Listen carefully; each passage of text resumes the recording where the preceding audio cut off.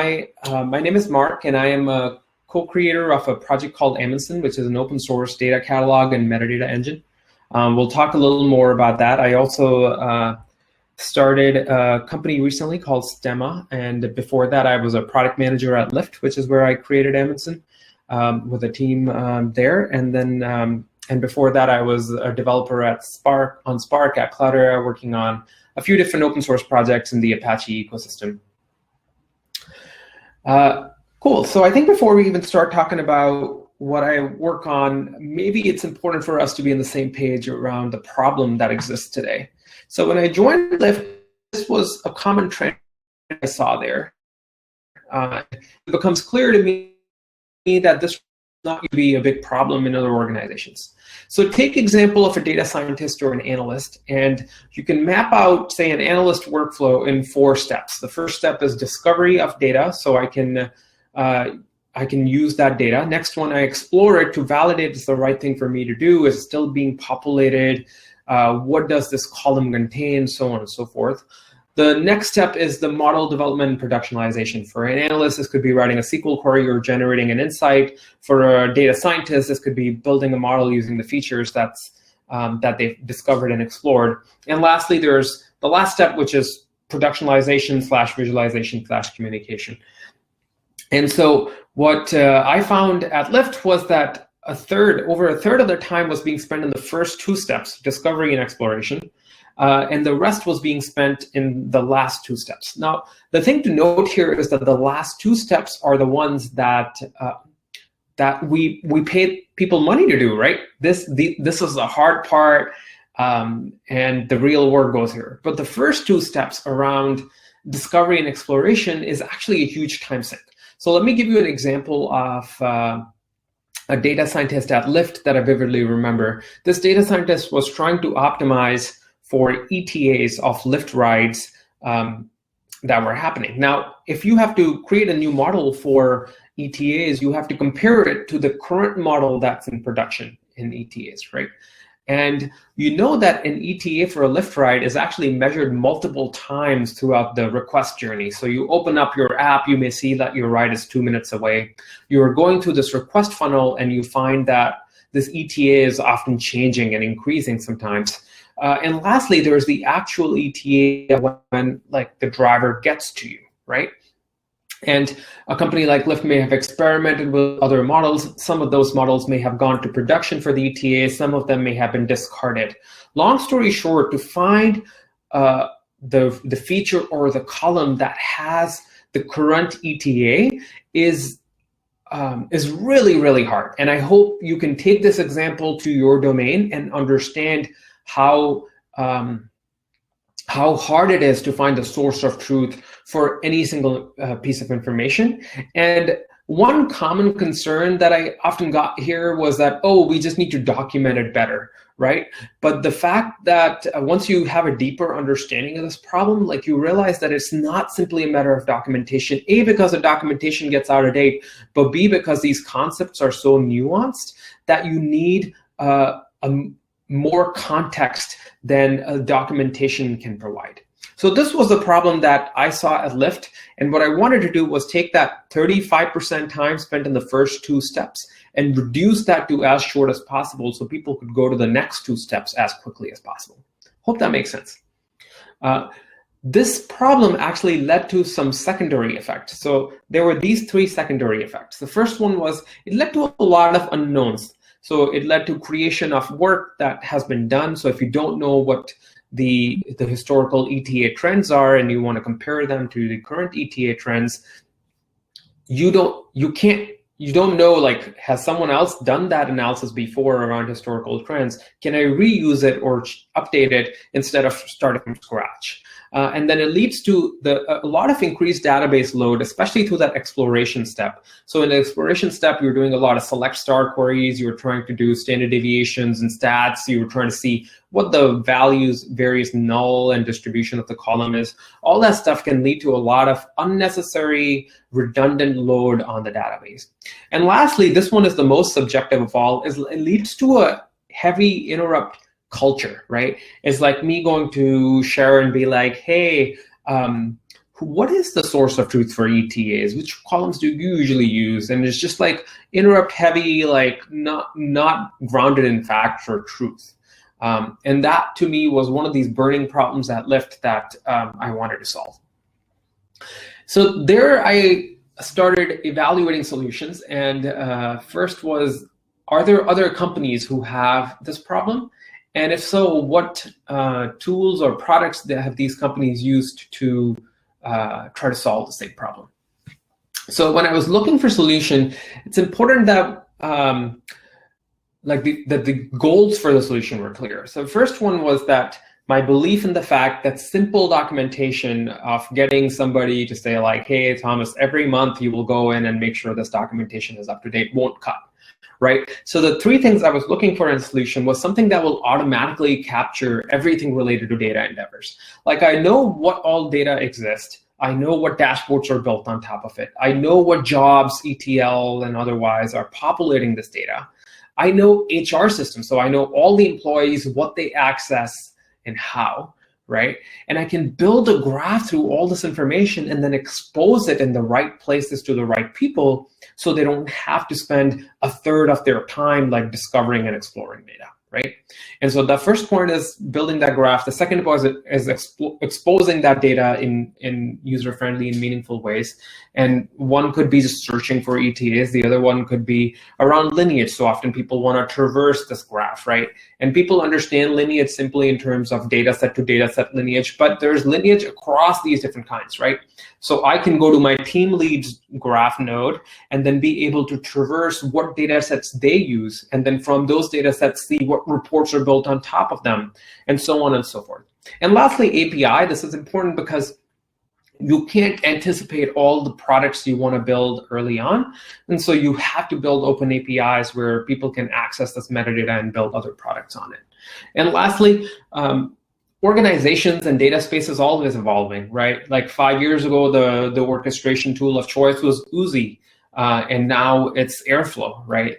And 5 years ago, like people used Hive, and now it's Spark, and the story goes on. So it was very important for this metadata graph to be integrated well so that it could extend to new sources and new classes of sources. So new sources, I mean adding a new database, but new classes of sources, I mean adding a dashboarding system or adding Kafka topics or adding an HR interface, right? And so I wanted this thing to become the source of truth for where, what, how that data is stored and used within the organization.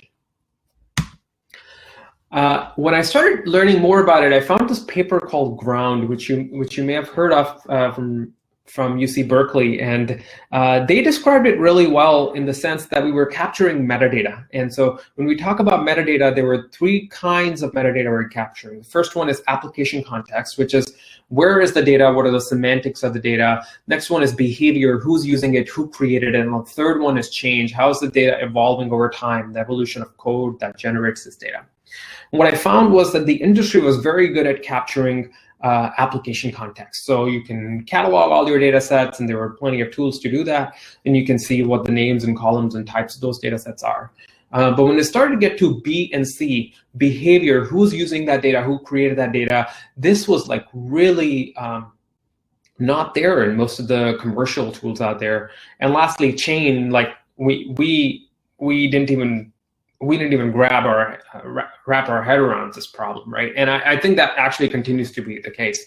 And so then the other thing was, what data sets what things would you gather this metadata on? And you could do this on tables, but you could add people to the graph and dashboards and reports to the graph. And the industry at that point was somewhere in the people to dashboard marker. You know, data stores were pretty well done, but when you start going through notebooks, so indexing your notebooks and being able to connect them to the data sets or schemas or streams, like that was pretty far out. And so I looked at vendors in the space, I looked at open source solutions in the space, and I found nothing fit the bill. And this is a complete, maybe a little dated representation of what I mean when I say nothing fit the bill. So there were ways to grab the metadata, there were ways to expose the metadata, and there were some concrete systems to integrate it with, which were important to Lyft. And then there was a preference to open source. And these are the 5 tools that were the biggest in the running, and you can see like they fell short, right? And that led to the reluctant decision to start a new project in this space called Amundsen or Amundsen. Hard to spell, hard to write, but it is the name of the project. We thought it was appropriate to name the project after the first person to reach both poles, and that was Roald Amundsen. So hope that makes sense for the problem that existed, and now we're going to start talking about the solution and what impact it's had. So we'll start with like what the solution looks and feels, and go into the architecture of the solution. So the feel for Amundsen is like a search engine for data within your organization that connects a bunch of things and gives you the context. So one thesis here is that in order to solve this problem of discovery and trusting data, that you don't need perfect data, right? I don't need all the things in one table so I can use. What I do need is context on the imperfections. So if you could tell me what are the imperfections around this data, that I'm smart enough to figure out like how I work around them and make it happen. So that was one of the key theses around the product. Anyway, you come here, you see a search box, you type ETAs, and you can get some results. But often people don't know what to type. So either they want to browse this data, I only want to see all the marketing data, or I want to see all the financial data. Or they have certain favorite tables that they have bookmarked, they want to browse that. Or they don't even know and they just want to browse what's popular in the organization or the team. So so the front page, the home page has information like that. I want to speak one thing about the popular tables, and that is that popularity here is determined by what's popular in the query engines. So Amundsen uses access logs and query logs to determine popularity, and is able to show that based on what's queried most heavily in the database. Anyway, 90% of the time people simply search here. So you go inside that and you type something, you get a PageRank style search. So this is based on what you typed on the table, as well as ranking based on how highly queried those tables are in the databases.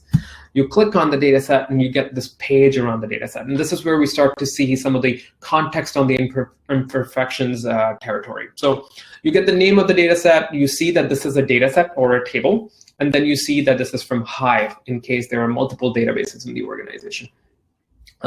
You see what the description of this table is. This is actually obtained from the underlying database, but you can edit it and you can send that back to the database if you like. The next one is issues. Often what we find is people aren't comfortable, users especially, aren't comfortable enough to update the description to say, hey, this table has this gotcha, or I think this may have a problem from this date to that date. So what we did was we created an integration with Jira, so you can report an issue. If it takes you to a pop-up box, you file contents of that, it ends up creating a Jira. It notifies the owners of the table, and we'll talk about how do we know who are these owners. And then it lists out that issue here, right? And so other users can start seeing if there are other unresolved issues and can make their own determination if that makes sense to them or not. Then you see date range. So this is the first date for which you have data, the last date for which you have data. This is generated automatically. I want to point out that most of the information on this table is automatically generated. So how do we generate date range? This is a heuristic based on the partitioning scheme of the data. So a lot of tables in Hive have date partition, so we can look at the first partition and the last partition, be able to hypothesize what the first and last date would be. The next one is last updated. This is when the last ETL job populating this table actually succeeded. Oftentimes the date range and the last updated are correlated, but sometimes they're not. You may have a weekly table or a monthly table, or the last 5 jobs may have failed. So those two can be off.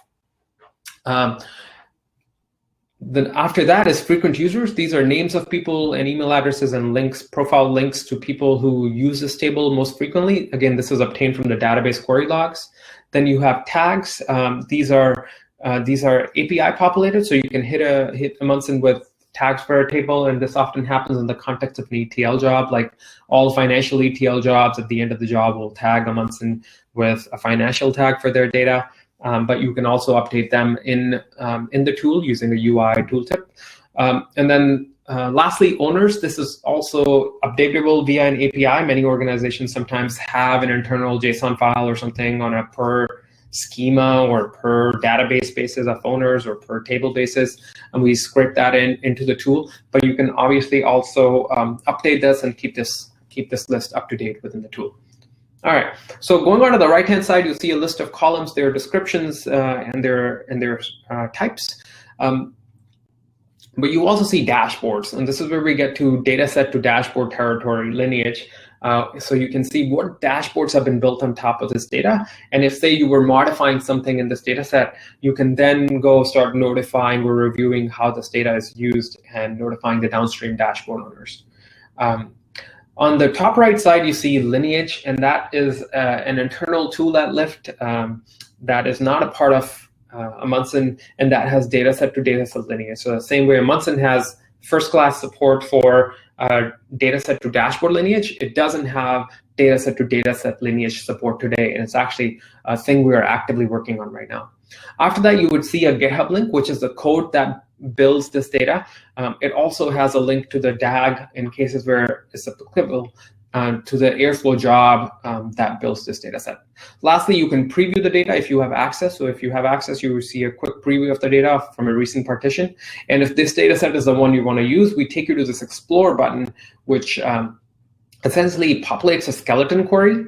So it's like select star from this table where, it selects the appropriate database connection and so on in a BI tool of your choice. So at Lyft, this was integrated with Apache Superset, which was our BI tool, and then but you can integrate with any other tool. Anyway, you can click on a column, you see stats. This is a preview we talked about. You can click on the dashboards tab and you see that it shows that there's one dashboard built on this table. You can click on the dashboard here and you see the detail page of the dashboard. So here you see that this dashboard is from mode. It was created and last updated on this date. Recent view count is this. When was the last run and last successful run? If you have access, you can see the preview of the dashboard. And more interestingly, you see what tables does this dashboard use and what queries does this dashboard use to query them. And obviously, if you wanted to see the real dashboard, you could go to the dashboard page, which will take you to mode. And here you can also search for your coworkers. So you can type a person's name and say, in this example, you type my name and you're able to see what data sets I own, what data sets I bookmark, and what data sets I frequently use. And this was pretty common, especially for new employees or people who change teams, for them to learn from other people in the team before they start going. Cool. All right, so we're going to now move on to the architecture, and then later on talk about the impact this product has had. So in terms of architecture, Amundsen has four big pieces. We'll start from the top right. Amundsen is a front-end service. This is what you saw in the UI thus far, but interesting stuff is obviously in the back. So the two things backing the front-end service are the metadata service on the left center side and the search service on the right center. So the metadata service is this graph that actually houses all the metadata around what powers the tool. So this is, a person is a node, a table is a node, a dashboard is a node, and there are connections between them. We currently support Neo4j as the default. We also have support for Neptune from AWS, as well as Apache Atlas too. And then the search interface is powered by Elasticsearch, and that's a separate service. All the secret sauce is not secret around how do we change the search ordering based on relevance and popularity, and that's all stored in that search repo. And then the fourth piece is this database crawler. We call it crawler. It doesn't have to be a crawler, but what this data builder thing is that it actually is an ETL system that grabs metadata from various sources, databases, dashboards, GitHub, Airflow, and puts it into Neo4j and Elasticsearch. And lastly, I'll go to the top left corner, and that is the microservices. So not only can you access this metadata through a front end, you can also access this metadata through other services. And we find that, security and compliance service can use this to make sure that PII tags are being adhered to against usage, or ML feature service can use it to replicate data between online and offline stores, so on and so forth. One thing I want to talk about is this data builder pull versus push model. So a pull model is where something crawls, and this was the first model that was true for a data builder. In this case, the data builder is very much like how most people think of Google crawlers, right? You wake up every so often, say 4 hours or 12 hours, and you go to all the databases and you grab all the updates and you punch them into the graph. This is preferred if you have a scrappy team who wants to move fast and not have dependencies on each of the other database teams that exists. But the con of this pull model is that it runs on a schedule, which means your metadata won't be available until that schedule is run. So if you run every 12 hours, there may be a 12-hour delay when you create a new table because you're waiting for the next run. And then the push model is a place where a database, when a new table gets created or something like that, pushes an event down an event pipe like Kafka and pushes that into the graph. Now, this works really well if you want near real-time indexing. You don't want any delay there. It also provides this clean interface that's between the database and the graph, so that if either one gets updated, they just have to make sure that the interfaces adhere to. And the con, though, is that usually this means that you have to have dependencies on a bunch of different teams and make sure they send you events and so on and so forth. So Amundsen supports both. It started with pull model and now also supports push, which is in beta. However, most people currently use pull because of the historical nature of the tool. So supports both, but wanted to share a little more thought there. And lastly, around relevance and popularity, wanted to share that if you search for apple on Google, right, like if you get orange as a result versus the fruit apple, like that is low relevance, right? If you got orange, that's low relevance. However, when you type apple, you may actually be searching for the computer company, not the fruit, right? And this is where the balance comes in between popularity and relevance. So not only do we want to be relevant and show you the fruit, we want to actually show you the software company, the product, than the fruit, because that's more popular for people like you. And this is the same way we try to do search in Amundsen. And so the way it manifests is like we measure relevance against the descriptions, the table name, the column names, and the tags on the table. And then we measure popularity against querying activity, and we have different weights for automated activity versus ad hoc querying. And for dashboards, we match against description and chart names, and we measure popularity based on the number of edits that are happening on a dashboard or the number of views on a dashboard. Cool. Lastly, the impact this product has had. So this is a graph from Lyft, and it shows Amundsen having about 750 weekly active users and a lot of table and employee pages. You will find that there is a drop, for example, in December 2019, and that's because of the holidays. This graph is a few months old, but it's been going up and to the right, and a lot of analysts and data scientists use it. If you're curious as to who are the people who are using it, this is a graph of the penetration rate at Lyft. So you find that the blue bar here represents the number of such people at Lyft, and the red bar represents how many of those used Amundsen in the last week. And so you notice that the blue bar for SWEs or software engineers is really high, and then the penetration rate, the red bar, is only about 17%. And that is because most software engineers don't use Amundsen day to day. They are working on writing mobile apps or building services. However, there are about 20% or so who are data engineers, work with data all day long, and these people use it every day, every week. Where you see high penetration rate is the next two items, which is data scientists and research scientists. At Lyft, the data scientist has historically done a little more decision engineering and decision science work, while a research scientist has done more ML modeling work. So both of those users use anywhere from 70 to 80% penetration rate in those products. And then you have a long tail of like lesser technical users, so anywhere from product managers to community associates who are customer service representatives, to economists, customer quality people, and operations and marketing people who use it. But the usage there is very, very small, and these are savvy people for whom barrier to entry has been lowered because a product like this exists at Lyft. So Amundsen was made open source about a year ago and has over 1,000 community members on Slack, coming from over 150 companies. 29 of those companies are using it in production. And so it's been a great thing for the product to be able to help out other organizations. We obviously have a long way to go and a long roadmap of things that we want to do, but we've been grateful to have an amazing community and continue to work with them in order to deliver value for these organizations. To give you a sense of who uses Amundsen, you've got Reddit, ING, Square, Workday, Asana, and many others who are in this category. And then there's an active community of much larger organization, that's much larger than those organizations in terms of number of companies who also use it. And I can give you a little bit of sense of what the future looks like. So what I was trying to do was to develop this application around data discovery and trust, like reducing the time it takes people to discover and trust the data set they want to use. That's the leftmost part of this diagram.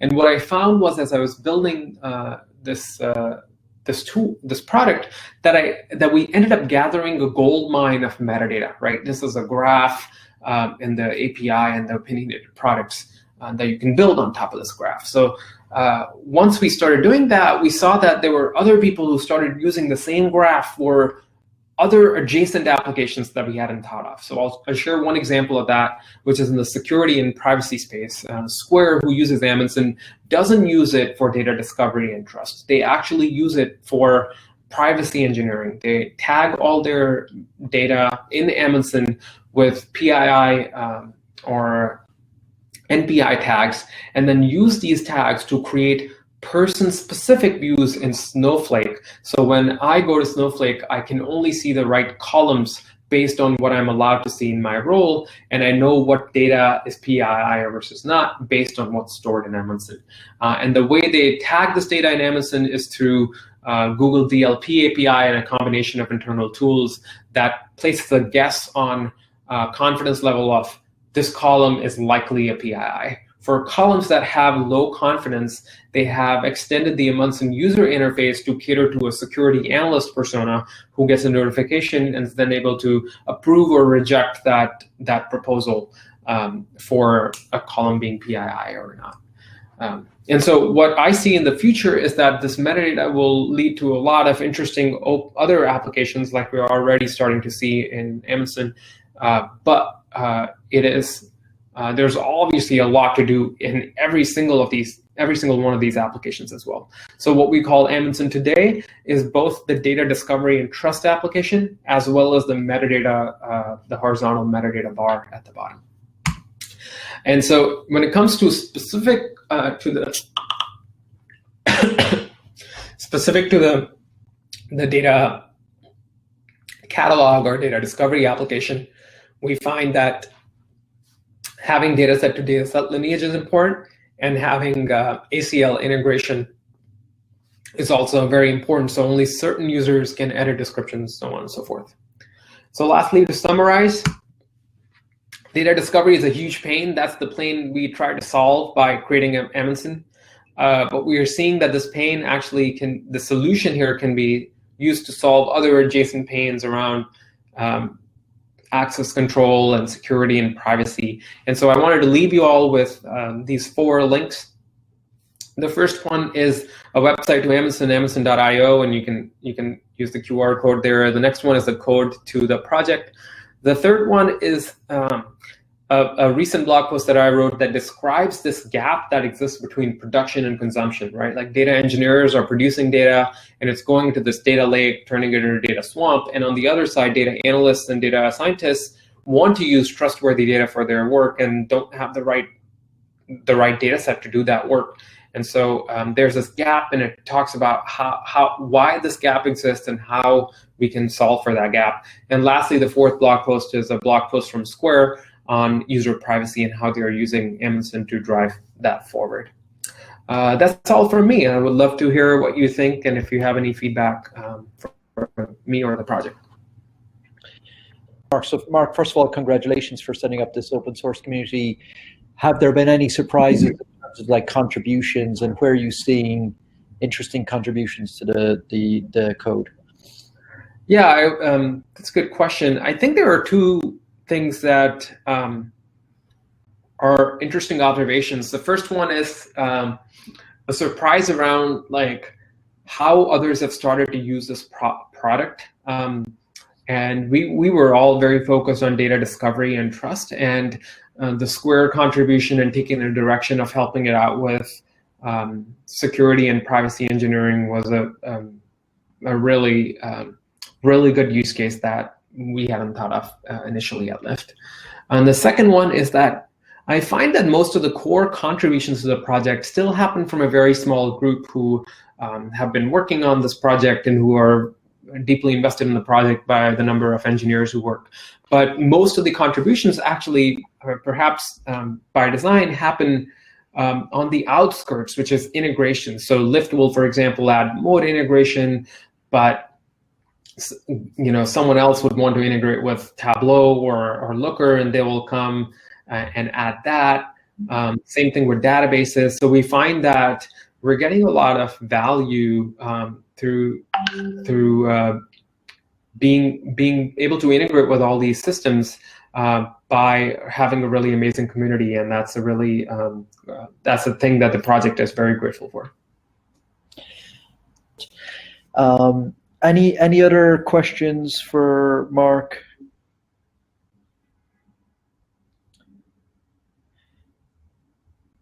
Just while we're waiting, Mark, did you say you founded a company? Interested in what you're up to next?